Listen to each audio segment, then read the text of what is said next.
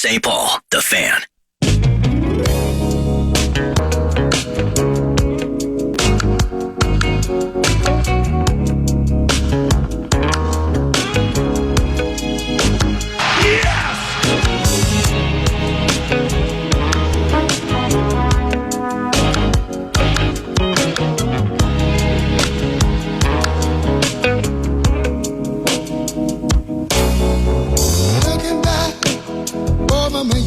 I guess I shedded some tears. I told myself time and time again, this time I'm gonna win. But another fight. You guys came out, defense was great. That's what really got you guys the lead. However, Garcia went down with an injury. She started off hot with 18 points. Fox got in foul trouble. I know that hurt you guys a little bit. You had Carrington out there trying to play the four a little bit. Can you speak to us about the rotations at the end? You were just trying to find something? Yeah, and they went small. They went small with four guards, and so that makes it tough. You got to make a decision. Are you going to stay big and try to guard it with the smaller guys, or are you going to go small and match up with them defensively? So give them credit. I thought they were able to flip it, and it was right about that 12-13 minute mark. Like I said, I just thought we lost that edge, we lost that fight, and we got to find a way to withstand that. Gopher Nation, our in-studio guest. And as I mentioned before, one of the great... wait, we got Teddy going right now. 10 seconds of this and we'll get to business. Trying to hold on, things is going. It's just another sad song. Blowing that 20-point lead to Iowa. That was a love TKO. Looks like another love TKO. Al Nolen, the analyst for the Golden Gophers Radio Network, one of the great perimeter defenders in the history of Golden Gophers basketball, asked Ben Johnson that question. That was his response. Ben's done wonderful work with his basketball team this year. Hotline, no matter where it goes. And Al has been nice enough to join us in the 651 Carpets Plus studio. At Al_Nolen, if you would like to follow him, as 9 to Noon does via Twitter. Al_Nolen. And good times, bad times. Let's handle the darkness first. What happened versus Iowa and blowing the big lead? And how was Ben when you chatted with him after the game? And good morning. Yeah. Good morning, and thanks for having me. I believe, I was a pretty solid team. They have a really, really good front court.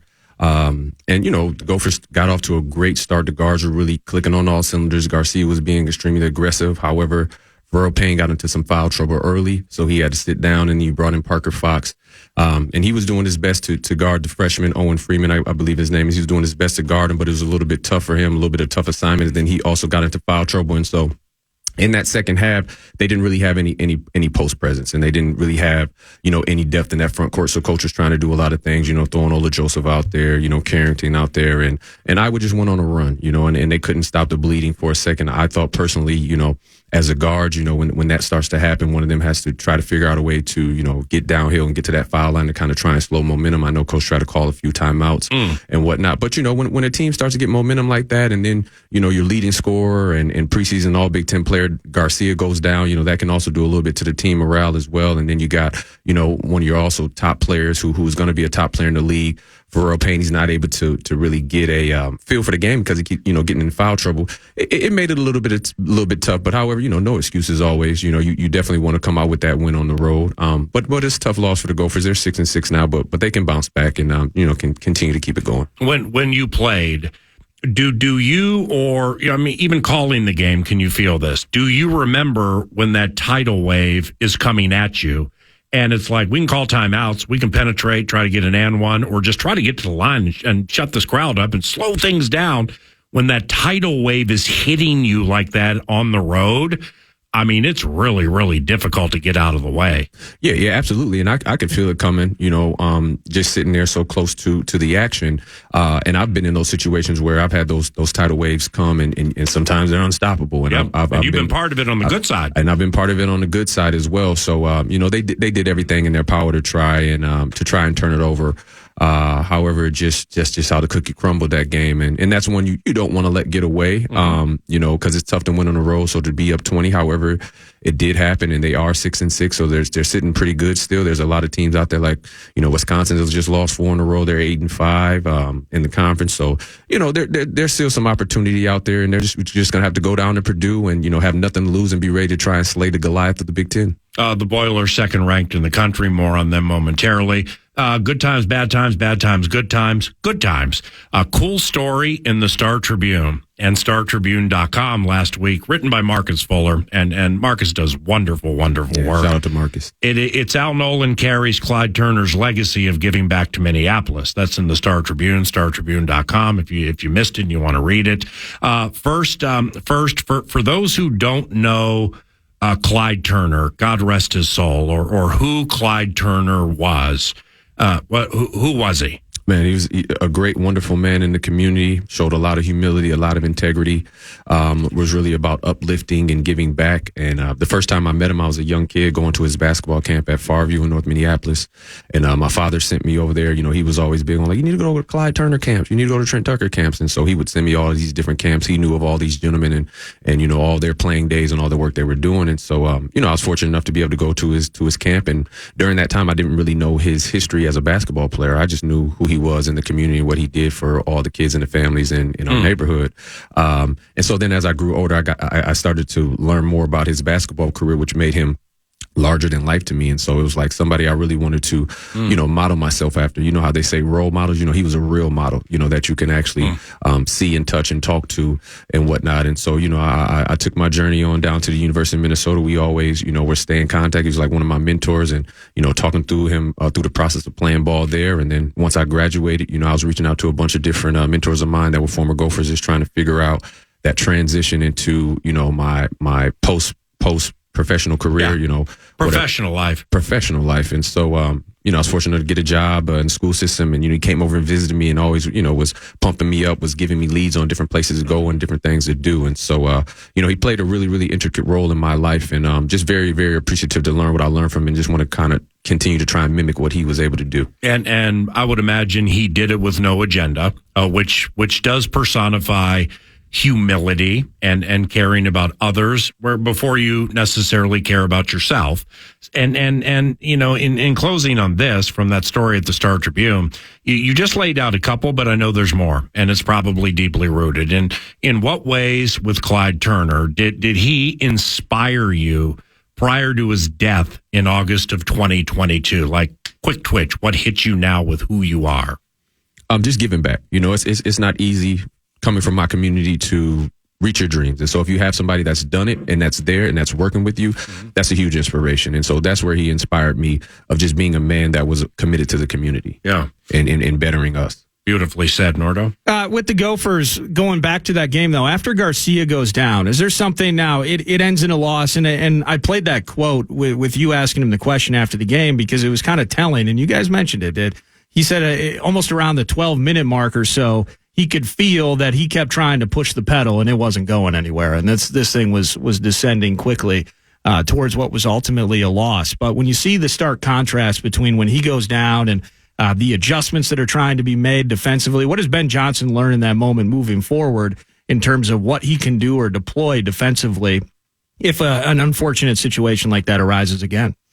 I think just trying to make different adjustments and particularly maybe defense, because they were playing some really tough, gritty defense in the half court. They've been playing some really good defense. I've been extremely impressed. And so, maybe trying to, he's done it before where, he'll throw on a press, just kind of slow the momentum of the game up, or he might flip it to a 2-3. I know he probably didn't want to go zone because I was such a great shooting team. So he's like, I'm going to leave that alone. But they were just in one of those situations where it was just snowballing. Iowa started to get the momentum. Owen Freeman, he's a freshman sensation. He's probably going to be possibly him or Cam Christie are kind of lead candidates for freshman of the year. So they're kind of battling it out. But man, he was a load. And so then, with Pharrell Payne going down, it's nothing you can do if you're trying to mix it up and then nothing's working. So, I mean, maybe, they probably might want to, try and clog the paint a little bit more as Iowa started to drive, but then also as well that would open up the 3-point line. And he's the head coach for a reason. I'm no coach, so I'm just giving out, potential scenarios. However, from where I was looking, it was like, this is going to be a tough one to try and figure out. I know he was throwing and trying all kind of different things that he could do to try and slow that momentum of that game. Now, part of this winning streak, whether it's Cam Christie and I think it's Mike Mitchell, is that accurate? Mike Mitchell? Yep. They've been hitting a ton of threes. Mitchell had 5 in this game, albeit a loss. I think Cam Christie had 5 in that win over Michigan State. Now, how much of that, when you want to be better there, and this is a team, I think they're like middle of Division I basketball. I don't think most people would say, man, the Gophers are an elite 3-point shooting team. They don't attempt a ton over average. They're not making them, somewhere in the mid-30s in terms of percentage.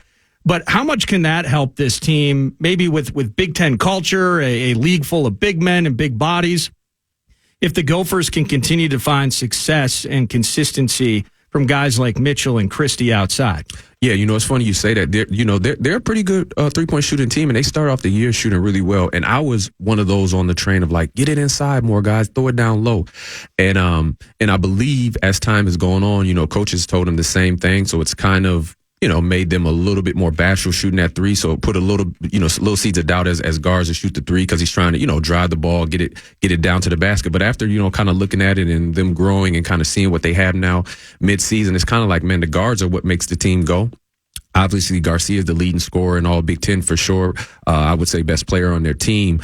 However, the guards are what really makes this team go. And so, those guys just have to get back confident. And then also, Pharrell Payne hasn't really been able to find a rhythm all season with, due to injuries and then also foul trouble. And as a young big man, he's going to have to learn, like, when you pick up that first foul, you have to play really conservative because he's so important. And it's like you don't want to take any risks, whether it's coming out showing hard for the pick and roll or trying to block a shot. And that's something he'll learn over time. But I don't really feel like he's found his rhythm yet this year. But however, they need to get back to being, really confident from the guard standpoint with Hawkins, Mitchell, and Cam Christie. And also Carrington, started to find his rhythm as well. And he hasn't been, too great, particularly offensively, but defensively, rebound, he's been great. But with him finding his offense, heading down the stretch is really good for the Gophers. The dulcet tones of former Golden Gophers guard and a current analyst for the Gophers Radio Network, Al Nolen, via X or Twitter at Al_Nolen, and Nolen is with an E. How do I frame this up? I guess simply enough, how deep is the big, like, we're going to get to see, it appears to be cream of the crop in the conference coming up on Thursday with Purdue. It's at Purdue, but then I'm looking at Rutgers, I'm looking at Ohio State down the mix. Like, as this season has unfolded, are the Gophers at this stage, even though it's a weird question after a bad L, do we feel like we're seeing the ascension continue? Love the 3 wins. The letdown in the second half, unacceptable by any stretch of the imagination in Iowa City. Can't have that L. But all the same, with the way that this growth process has taken over the last several weeks, it feels like down the stretch that in a deep Big Ten that the Gophers are right there punch for punch.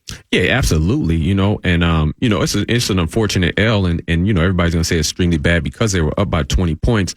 However, they've beaten Michigan State. They've beaten Northwestern. They've beaten Nebraska. These are actually top teams in the Big that are over them. They're 6-6 right now in the Big Ten. What they only have 5 or 6 teams ahead of them. A few they've already beaten where they're a game back. So they're doing really well actually this year. All things considered, that they were going to be considered to be 14th. But however, that injury to Garcia really hurt, and so we don't know how long he'll be out, but I feel like they're doing, not that I feel like they are doing a pretty good job this year, and they are trending in the right direction, even after the tough loss. This is another of many stupid questions that I'm going to ask you, Al, so I appreciate your patience. Yeah, throw them at me. You can rip me off the radio. But if I remember back several years ago when it was still Pitino's team, kind of talking about like the depth of rosters, And for instance, you look at a game like in the Iowa game, you're getting 7 deep or 2 deep into the bench. You're getting maybe a third guy into the mix. Other teams will try to mix. Are we cool with, in some ways, going heavy usage on a smaller group of players? Do we want to get other guys involved? How do you frame all of that together? It's kind of a case-by-case basis. With the season, there's ebbs and flows. Guys lose confidence. Guys get better, towards the end. It happens. And so you always want to keep your bench open. But I would believe the Gophers probably go about 8 or 9 deep on a great night when they're, when they don't have to try and mix it up and find different people. And even in that game, with the guys being in foul trouble, coach, tried to put in Big Jack Wilson. And as soon as he got out there, the first 30 seconds, he got a foul. And so he had to bring him out. And so then he threw Isaiah Enan out there, he threw Ola Joseph out there. So he was trying to mix it up, and he was going deep in the bench to figure some things out. But I would feel like the Gophers, when they're at their best, are about 8 or 9 deep when it comes to that. And so that's pretty normal in the Big Ten. I don't know how closely or all 10-ish you break down national college basketball, but I mean, Kansas losing a game is one thing. Kansas getting beat on Big Monday by 30 to, I think, Texas A&M. I mean, it's all right. I watched Kansas and Kansas State. At this time of the year, we're like Nordo and I, we're going to start low-key, casually watching some teams, trying to get those brackets right, because that's what we do. So Kansas, Kentucky, Purdue, so on and so on and so on. Houston. I caught Kansas beat Houston, or was it Kentucky? No, it was Kansas. Yeah, I mean, Houston with these bigs roll in there just full of love and full of fire. They were down 17 points in 5 minutes. And I'm like, damn, if these Jayhawks play like that, 92% of what there ain't nobody in the country beating them. And I don't have to look at the Gonzaga roster. But then, but college basketball, man. And with the transfer portal and para and NIL and there's, I would imagine the parity specifically at the top. Now, this is a good thing for those who follow it or follow it from afar, where given there's free agency all of a sudden in college sports, I can get Al Nolen for whatever the reasons playing 26 minutes a game. He thinks he should be playing 33, and I do too. So he's going to come over here, and he's going to be sticky on the perimeter. He's what we need for this scheme and to mesh with these players. So that's going to take the perception of a team that people think's in the top 25, maybe to the top 10, by playing the transfer portal game. So it's all ever changing. But still, at the end of the equation, I would imagine the Blue Bloods are the ones to follow when it comes to winning the NCAA tournament. Well, like Kansas loses by 30 last night. How's that happen? Yeah, it's what you said is the parity in the league. And I've never seen college basketball like this where, so many teams seem to be equal, or where a team like Kansas can go beat, a top 5 team one night and then turn around and lose to an unranked team by 20 plus. And a lot of that's happening. And we even talked about the Badgers are on a 4-game losing streak right now. And people wouldn't have thought that would be possible as well with them being number 10 in the country and, sneaking out a win against us. But it's just happening all over the league. And so that's why when I look at Minnesota, I know people are disappointed with the loss. I'm disappointed with it as well. I'm sure the players and coaches are all disappointed with it. But that's good. Yeah, No, it's good because it's this season, in my estimation, and complete outside. This is a W. Okay, I don't care if Athlon or Sports Illustrated or Hoops Hype pick the Golden Gophers to be last in the Big. I don't care about that. That's their opinion, and I don't know how much time they're putting into it, and they have deadline stuff like that. I just know some of the ridiculous stuff that I saw last year with these games. I was like, wow, this is awful. Yeah. This is terrible. It ain't like that anymore. No. It's organized. There's a chip, chair, and a chance. So when you blow a lead against Iowa, that sucks. Go to gopherhole.com and argue with people, because there's not apathy. There are people who care. When apathy sets in, you're all done. You know what I mean? Listen, I got a thing or two about those people on Gopher, because I remember that was my only reference when I was a player. Go to KFAN.com and Rube chat. Well, you didn't read the comments, did you, Al? Of course he did. I used to when I was a freshman. I did, but then I stopped. And I always tell the play. I did. I promise you, I did. Really? I always tell the players, do not read the comments, because it does affect you. Yeah, but they're gonna this day and age with phones. Yeah, they have to as part of a hand. It's just part of it now for them. Of course they are. Can't get away from it, right? Yeah, you almost can. I mean, if you just casually want to look at something on social media. But to whom much is given, much is expected. For sure. It's on the fool who can't make the criticism elevator music, not on the person writing it. Yeah. You know what I'm saying? Yeah. That's on you, man. To whom much is given, much is expected. If you're letting this bring you down, and it's not in one ear and out the other, that's on you. That's not on the mean-spirited fool. For sure. And they do a pretty good, they do a good job of it, in my opinion, as youngsters. But also, back to your question, I saw somebody on Twitter talk about talking about the standard, or Coach Johnson talk about the standard. And the standard is NCAA tournaments. The standard is being able to give yourself an opportunity to compete for the big and then play in the NCAA tournament. And so, outside of possibly, that tough loss the other day, it's like, hey, they are giving themselves an opportunity, and that's what all you can ask for at this point is you got an opportunity, to play for the conference. You got an opportunity to play some postseason, whether it be NCAA, NIT, and that's where Coach is in his third year. And like we said, it's trending in the right direction. They're getting star-studded freshmen like Cam Christie, to come to recruit and come here. They're also getting Minnesota guys to stay here and transfer in like Fox and Garcia, and then you got Payne, you got Carrington, and then a couple of transfers like Hawkins and whatnot. So they're heading in the right direction. And so what they need to do is just hone in and really, become more of a close-knit team. And like you said, not listen to all the distractions out there, because Minnesota media can be tough because we are in a professional sports town. So it's different than, playing in Bloomington, Indiana or something, where, you're kind of bottom fiddle, of everything happening around here behind the wolves and the wild and whatnot. But you're going to get the attention like a professional athlete. So you just have to kind of digest it and discern what you take in and take eternally. Before we get some quick twitch, maybe on Purdue, again, at Purdue on Thursday, that's going to be a fun one. How loud is Coach Johnson? PA's talking about Kansas. Bill Self was ejected for the first time in his career at Kansas in that game last night. So that was nasty against Texas Tech. But I was listening to that comment in the conversation you and Grim were having with Ben Johnson, and he sounded like he had just gotten out of some lounge at 4 a.m. Amidst a bunch of cigar and cigarette smoke. He was raspy. How loud's Ben Johnson? How fired up is he on the baseline throughout games? Well, yeah, he gets at the guy. He gets at the guys for sure. But in my opinion, I've even said to him in interviews, like, man, you go off on these rests if you need to. However, he has a great temperament. He also understands he's a younger coach, so he has to kind of pay his dues and how what the pecking order is. And so I give him credit. He has a way better temperament than I do when it comes to being in the heat of the moment, and then having a lot of bad calls, we'll say, not going his way.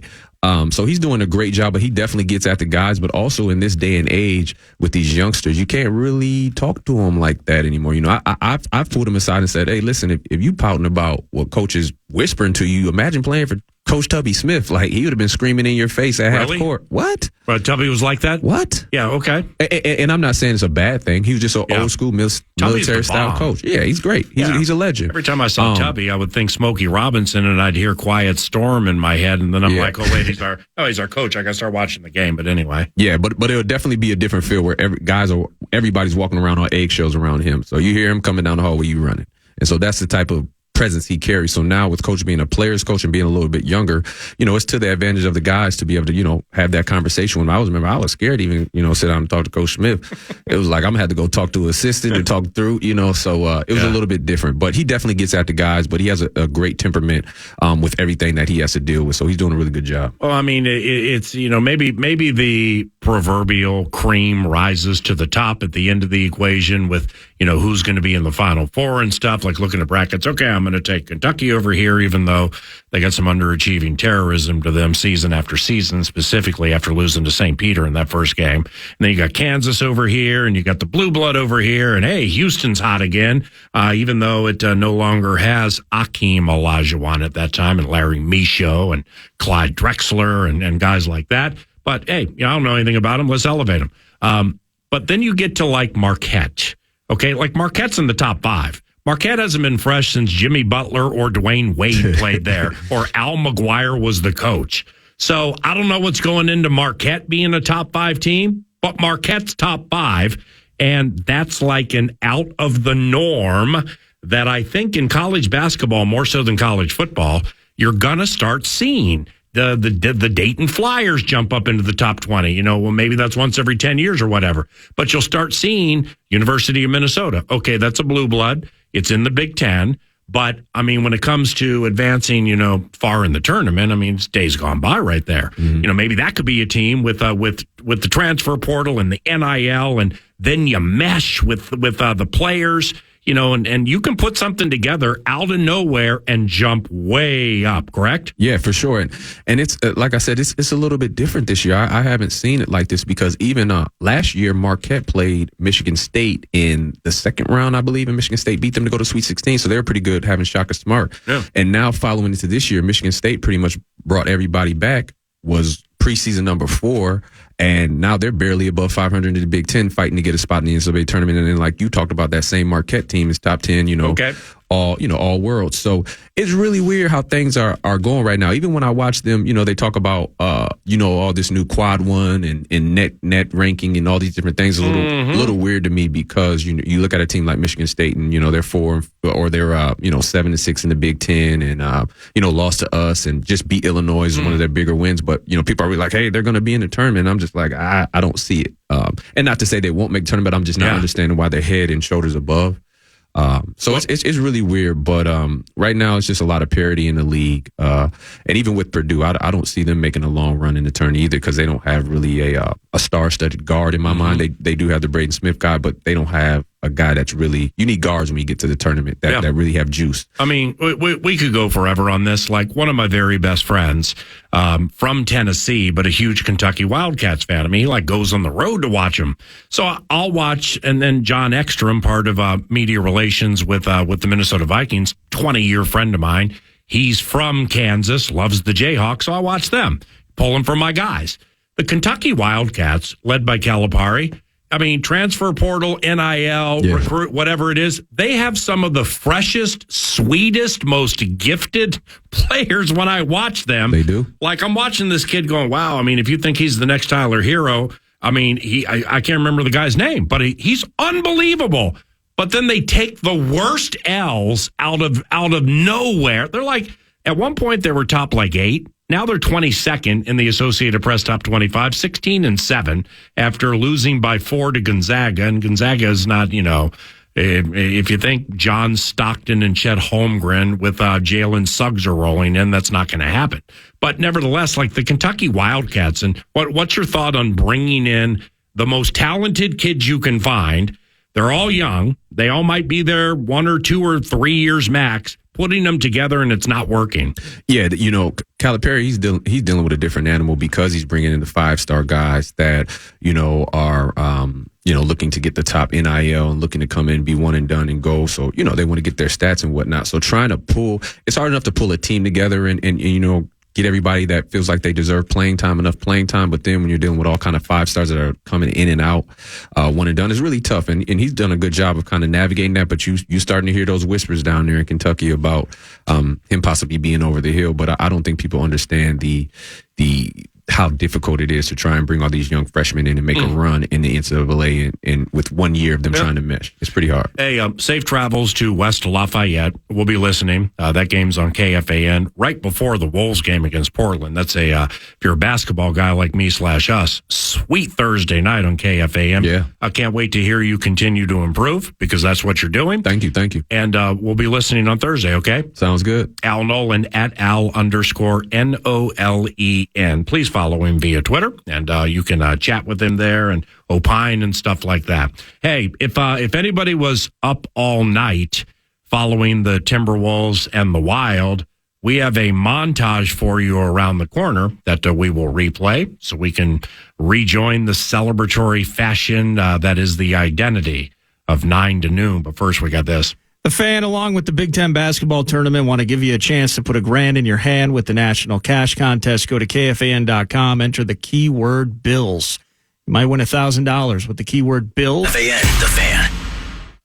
Golden Knights pump one through center. That is going to do it. John Merrill back to gather. And the Minnesota Wild come into one of the toughest buildings to win in the entire NHL. And they do exactly that, giving up the first one early, but score 3 times in the third to the Wild to prevail here in Vegas 5-3. The final is Minnesota has won 3 straight games after the All-Star break. So Kyle Anderson off to Nas, right back to KA, throws it back to Nas, left to the lane, drives, splitting defenders and laying it up and in. How about that? Nas, Reed, and KA playing 2-man.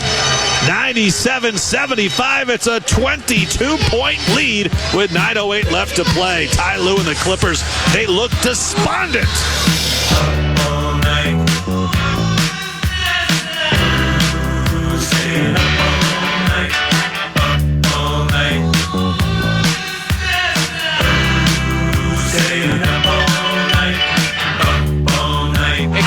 Zuccarello. Cross ice, Kaprizov. Back to Zuccarello. He scores! And on the attack again. Drives in and ties the game at 53. Kaprizov for a shot went wide. Boldy threw it out in front. They scored! Joel Eriksson Ek is right from the goal mouth, and the Wild, just like that, have taken a 2-1 lead.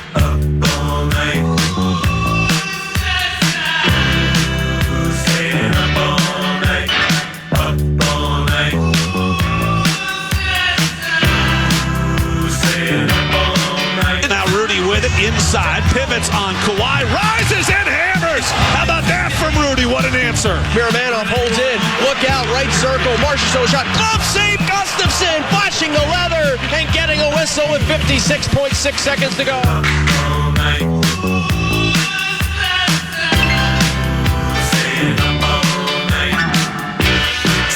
Now inside the arc. And again, Probst now steps through on Tice. Reverse layup. He did it. 12 in the quarter for Edwards. 89-72. The Wolves are up by 17. Vegas turns a puck over. Boldy right circle, trying to dance in front. Got through a check, and his wrists are stopped by Hill. He didn't know where it was. They score! Marco Rossi from the goal mouth. Man jammed it home. Boldy was there as well, and the Wild are back in front 3-2. Conley up into the front court. It's 97-79. Conley bounce pass. Rudy tried to go extra pass. He got deflected. Kyle able to launch himself up in the air, knock it to the corner, and Nikhil, who buries a corner three in front of the Wolves bench. Terrific play by Kyle Anderson. 7:35 left to play. It's 100-79. Timberwolves are up by 21.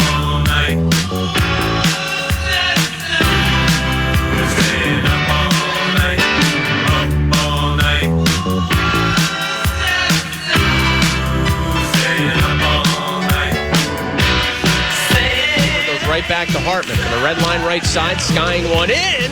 Hill lost it, side angle shot, they score! What a play from Boldy, hustling to that puck and beating a stunned Aiden Hill. And just like that, the Wild have a 2-goal lead here in Vegas. I think that 24-second shot clock started a little bit early, too. They didn't exactly wait until Ant touched it. Ant on the drive. Oh, to the cup! Baseline, splitting defenders left and right and jamming it through with the right hand. 23 points for Ant, 8 assists, 7 rebounds. The Wild trying to prevail here. Duhaime checks down Pietrangelo to the loose puck. Eriksson Ek cutting past some trouble. Empty net in front of him. He'll score! Duhaime buried Pietrangelo, and Eriksson Ek seals the deal in Vegas. Yeah, 9 to noon. Ooh, we was up all night. Yeah. I mean, I wasn't up all night. I was up most of the night. I caught enough. Felt good middle of the third quarter for the Wolves. The Wild game going back and forth. I mean that was tennis or table tennis terrorism, where it's like left and then you look right and then you look left and then you look right. It was just super tightly contested. But how sweep it is to do what the Timberwolves and the Wild did last night.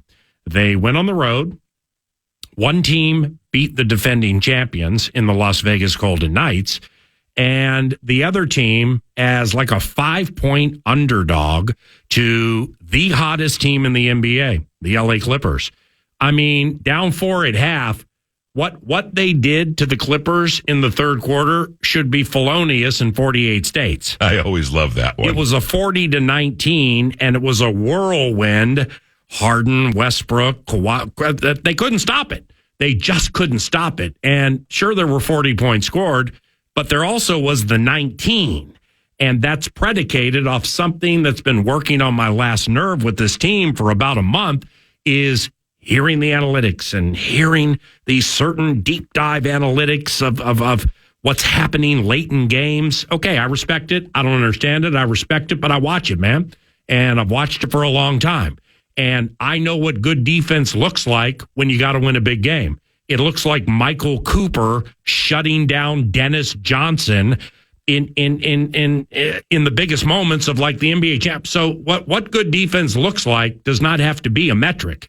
It can be a visual that you see is happening late in games against Chicago and Charlotte and Boston and some of these other games where it's like Jaden McDaniels' defense on Jason Tatum at the Garden. A game eventually they'd lose in overtime, They beat Orlando by like 30 the night before, traveled, played the team with the best record in the NBA, and Jason Tatum, who's just the freaking bomb, and his left-handed dribble's about as good as I've ever seen. So they got it isolated where we got him and you got him. Well, Jaden forced him into a missed shot. Then they went to overtime and got tired and lost. Now that right there ain't an analytic you can put on that. That's dog versus dog. That's tired dog versus talented dog. And they met each other in the middle of the street, and it was a standoff. So the defense in the third quarter flipped that whole thing, and it was beautiful to see. 9 to noon return. The Fan.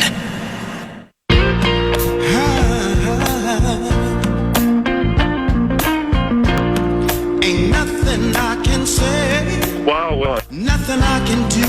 Yeah, there was a lot today. Holy Toledo! There was a lot today. Feel so bad. Went down the road of we saw a sign.